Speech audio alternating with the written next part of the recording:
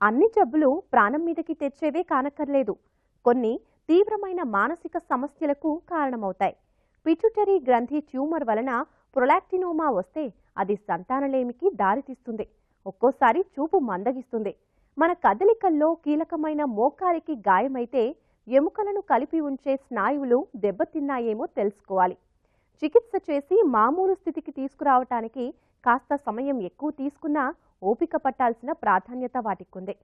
పొగాకు వాడటం, మద్యపానం లాంటి కారణాల వలన నోటి భాగాల్లో వచ్చే క్యాన్సర్కు చికిత్స కంటే నివారణ మేలు. అన్ని క్యాన్సర్లలాగే 4 దశల్లో ఉండే నోటి క్యాన్సర్కు దశను బట్టి చికిత్స జరుగుతుంది. ఈ 3 ఆరోగ్య సమస్యల గురించి ఈరోజు Max Cure group of hospitals ఆరోగ్యమస్తులో తెలుసుకుందాం.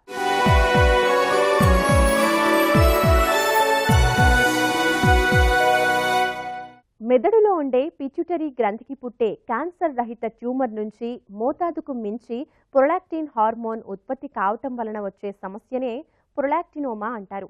ఇది సెక్స్ హార్మోన్లను అంటే స్త్రీలలో ఈస్ట్రోజన్, పురుషుల్లో టెస్టోస్టెరాన్ స్థాయిని తగ్గిస్తుంది. దీని వలన ప్రాణాలకు ముప్పు లేకపోయినా కంటి చూపు తగ్గటం, వంధ్యత్వం లాంటి సమస్యలు వెంటాడుతాయి. సాధారణంగా డాక్టర్లు మందుల ద్వారా ప్రొలాక్టిన్ ఉత్పత్తి స్థాయిని క్రమబద్ధం చేయడానికి ప్రయత్నిస్తారు, లేదంటే పిట్యూటరీ ట్యూమర్ను సర్జరీ ద్వారా తొలగిస్తారు.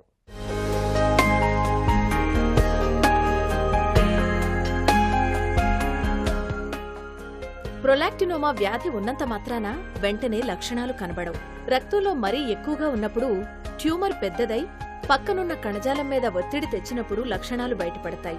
ఆడవాళ్లలో పీరియడ్స్ సక్రమంగా రాకపోవడమో, ఆగిపోవడమో, పాలివ్వని సమయాల్లో రొమ్ముల నుంచి పాలలాంటి ద్రవం కారడం, జననాంగం పొడివారిపోయి సంభోగం ఇబ్బందికరంగా మారటం, ముఖం మీద వెంట్రుకలు రావడం లాంటి లక్షణాలు కనబడతాయి. మగవాళ్లలో అంగస్తంభన సమస్య, తల మీద, ముఖం మీద వెంట్రుకలు తగ్గిపోవడం, రొమ్ముల పరిమాణం అసాధారణంగా పెరగడం కనిపిస్తుంది. కంటి చూపు మందగించడం, తలనొప్పి, సంతానలేమి, సెక్స్ మీద ఆసక్తి తగ్గడం లాంటి లక్షణాలు ఇద్దరిలోనూ కనబడతాయి.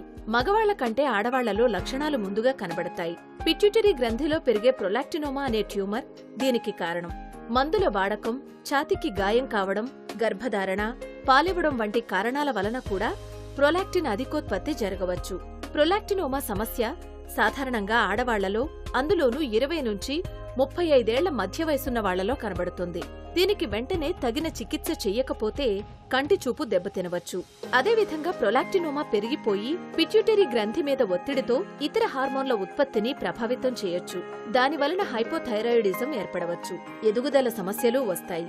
ఎముకల క్షీణత కారణంగా ఆస్టియోపోరోసిస్ వస్తుంది.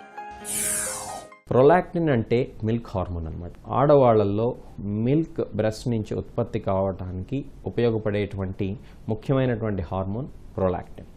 ఈ ప్రొలాక్టిన్ అనేది మన తలలో ఉండేటువంటి పిట్యూటరీ గ్రంథి యొక్క యాంటీరియర్ లోబ్ నుంచి ఉత్పత్తి అవుతుంది. ఈ ప్రొలాక్టిన్ అనేది నార్మల్గా ఎప్పుడెప్పుడు పెరుగుతుందంటే బాడీ ఫిజికల్ స్ట్రెస్లో ఉన్నప్పుడు పెరుగుతుంది, అట్లానే మెంటల్ స్ట్రెస్లో ఉన్నప్పుడు కూడా పెరుగుతుంది.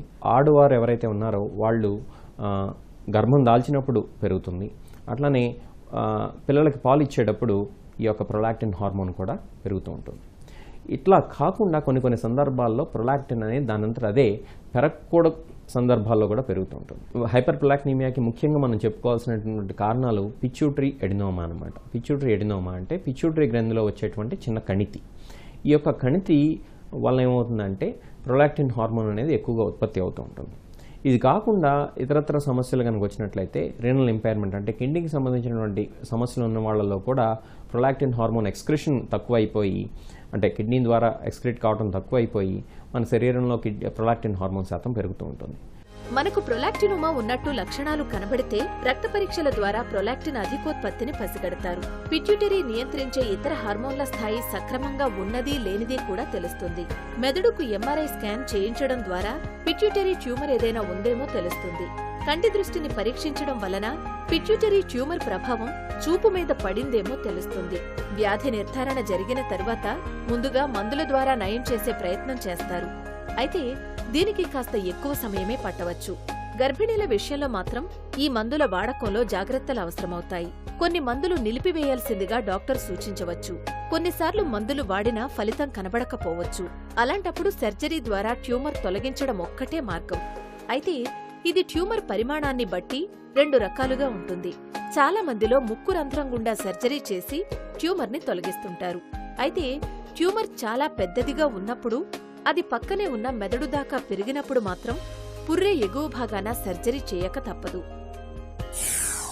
హైపర్ ప్రొలాక్టినిమియా ఉన్నటువంటి వాళ్ళలో ప్రొలాక్టిన్ హార్మోన్తో పాటు క్రియాటిన్ కిడ్నీ బ్లడ్ టెస్ట్, అట్లానే FSH, LH, ఎస్ట్రడియోల్, టెస్టోస్టెరాన్ లాంటి పరీక్షలు చేయడం కూడా జరుగుతుంది.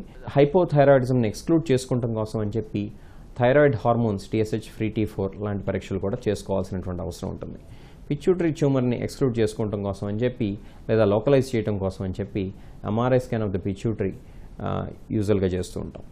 హైపర్ ప్రొలాక్టినిమియా దేనివల్ల వస్తుందో దాన్ని మనం ట్రీట్ చేసుకోవాలి. ఒకవేళ మందుల వల్ల కనుక వచ్చినట్లయితే ఆ యొక్క మందులు కల్ప్రిట్ డ్రగ్స్ ఏవైతే ఉన్నాయో వాటిని డోసెస్ తగ్గించడమో లేకపోతే ఒకవేళ ఆపడం కనుక సాధ్యమైతే వాటిని ఆపేయటమో చేయాల్సినటువంటి అవసరం ఉంది. అట్లా కాకుండా హైపోథైరాయిడిజం వల్ల వచ్చినట్లయితే కనుక ఆ థైరాయిడ్ హార్మోన్ లెవెల్స్ని కనుక కరెక్ట్ చేసుకున్నట్లయితే ఆటోమేటిక్గా ప్రొలాక్టిన్ హార్మోన్ సెటిల్ అవుతుంది. అట్లానే కొన్నిసార్లు బ్రెస్ట్ స్టిమ్యులేషన్ వల్ల వచ్చేటువంటి హైపర్ ప్రొలాక్టినిమియా అయితే కనుక కొంచెం బ్రెస్ట్ స్టిమ్యులేషన్ కనుక తగ్గించినట్లయితే కనుక ఆ యొక్క ప్రొలాక్టిన్ హార్మోన్ దానంతరం అదే కరెక్ట్ అవుతుంది. అట్లా కాకుండా పిట్యూటరీ ట్యూమర్ వల్ల వచ్చినటువంటి హైపర్ ప్రొలాక్టినిమియా అయితే కనుక దానికి సంబంధించినటువంటి టెస్ట్స్ ఏవైతే ఉన్నాయో చేసుకుని ఈ ప్రొలాక్టిన్ హార్మోన్ ఎప్పుడైతే ఈ స్టాండర్డ్ మందులకి తగ్గదో అప్పుడు మాత్రమే వెరీ రేర్ ఇన్స్టెన్సెస్లో మాత్రమే ఈ యొక్క సర్జరీ చేయటం, ఈ యొక్క న్యూరో సర్జన్స్కి రిఫర్ చేస్తే వాళ్ళు న్యూరో సర్జన్స్ దాన్ని ఆ యొక్క పిట్యూటరీ గ్రంథిలో ఉండేటువంటి కణితిని రిమూవ్ చేయడం జరుగుతుంది. సర్జరీ ద్వారా పిట్యూటరీ ట్యూమర్ను తొలగించినప్పటికీ చాలా మందిలో 5 ఏళ్లలోపే మళ్లీ వచ్చే అవకాశాలు కూడా ఉన్నాయి. కొంతమంది సర్జరీ చేయడానికి అనువుగా ఉండరు. అలాంటి వారి విషయంలో డాక్టర్లు రేడియేషన్ చికిత్సకే మొగ్గు చూపుతారు.